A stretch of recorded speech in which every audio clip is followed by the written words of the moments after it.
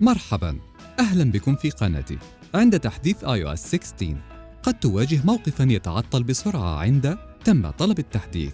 قد يكون سبب هذه المشكلة بسبب نقص مساحة التخزين واتصال الإنترنت غير المستقر ونظام الهاتف المعطل.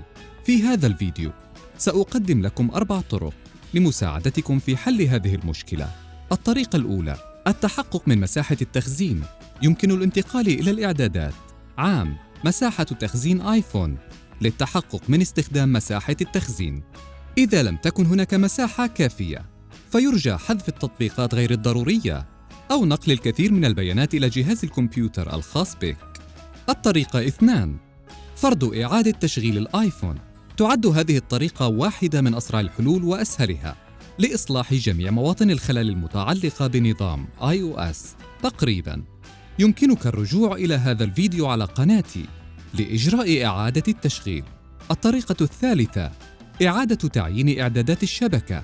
ستعمل هذه الطريقة على إعادة تعيين جميع شبكات واي فاي وكلمات المرور والإعدادات الخلوية وإعدادات VPN. انتقل إلى الإعدادات، عام اسحب لأسفل وحدد نقل أو إعادة تعيين آيفون. إعادة تعيين إعدادات الشبكة. الطريقة الرابعة: الإصلاح والتحديث باستخدام أداة إصلاح نظام iOS.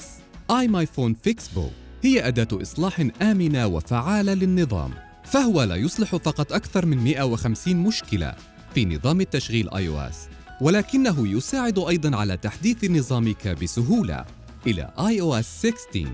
أولاً، قم بتثبيت وفتح iMyFone Fixbo على الكمبيوتر. اضغط على الوضع القياسي ثم قم بتوصيل هاتفك بالكمبيوتر. سيكتشف البرنامج جهازك تلقائياً ويزودك بأحدث إصدار من نظام iOS.